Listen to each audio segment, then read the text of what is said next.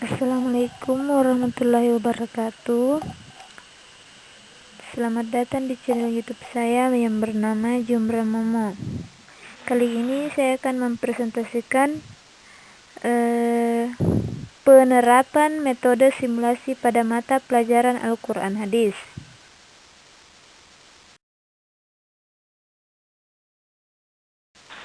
Di mana pada slide ini ada beberapa poin. Yang pertama, pengertian metode simulasi.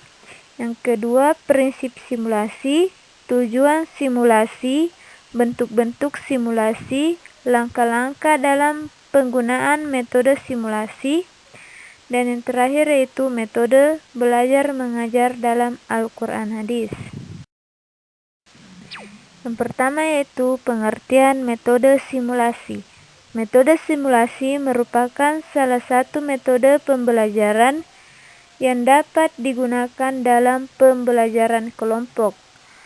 Proses pembelajaran yang menggunakan metode simulasi cenderung objeknya bukan benda atau kegiatan yang sebenarnya, melainkan kegiatan mengajar yang bersifat pura-pura. Kegiatan simulasi dapat dilakukan oleh siswa pada kelas tinggi di sekolah dasar. Kemudian, prinsip simulasi. Simulasi itu dilakukan oleh kelompok peserta didik dan setiap kelompok mendapat kesempatan untuk melaksanakan simulasi yang sama maupun berbeda. Semua peserta didik harus dilibatkan sesuai peranannya. Penentuan topik dapat dibicarakan bersama. Petunjuk simulasi terlebih dahulu disiapkan secara terperinci atau secara garis besarnya, tergantung pada bentuk dan tujuan simulasi. Dalam kegiatan simulasi hendaknya mencakup semua ranah pembelajaran, baik kognitif, afektif, maupun psikomotorik. Simulasi adalah latihan keterampilan agar dapat menghadapi kenyataan dengan baik. Tujuan simulasi: melatih keterampilan tertentu baik bersifat profesional maupun bagi kehidupan sehari-hari. Memperoleh pemahaman tentang suatu konsep atau prinsip, melatih memecahkan masalah, meningkatkan keaktifan belajar, memberikan motivasi belajar kepada siswa, melatih siswa untuk mengadakan kerjasama dalam situasi kelompok, menumbuhkan daya kreatif siswa, dan melatih peserta didik untuk memahami dan menghargai.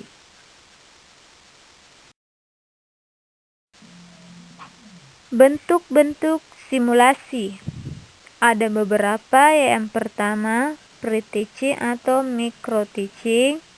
Kedua, sosiodrama. Tiga, psikodrama. Keempat, simulasi game. Dan yang kelima, role playing.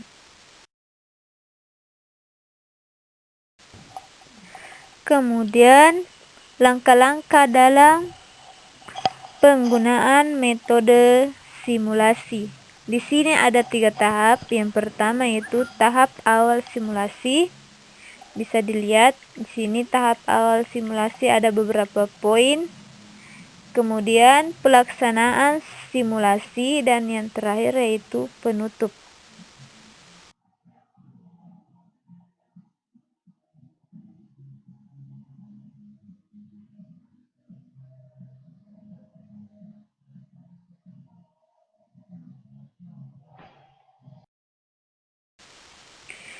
Metode belajar mengajar dalam Al-Quran Hadis. Yang pertama, metode dialog Qur'ani dan Nabawi.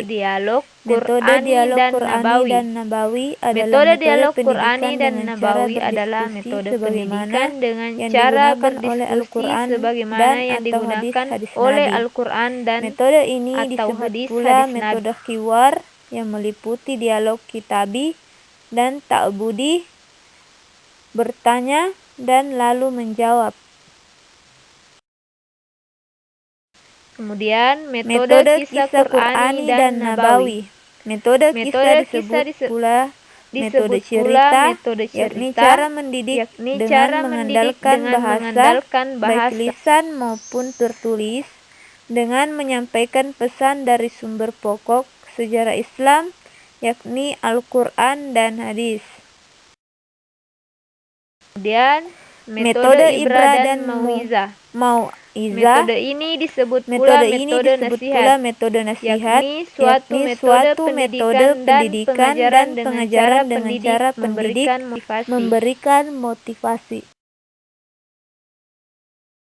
Kemudian metode perumpamaan. Metode ini disebut pula metode amsal, yakni cara mendidik dengan memberikan perumpamaan sehingga mudah memahami. Metode keteladanan disebut pula metode meniru, yakni suatu metode pendidikan dan pengajaran dengan cara pendidik memberikan contoh teladan yang baik kepada anak didik. Metode targhib dan tarhib. Metode ini disebut pula metode ancaman dan atau intimidasi, yakni suatu metode pendidikan dan pengajaran dengan cara pendidik memberikan hukuman atas kesalahan yang dilakukan peserta didik. oleh peserta didik. Sekian dan terima kasih dari saya. Semoga bermanfaat. Assalamualaikum warahmatullahi wabarakatuh.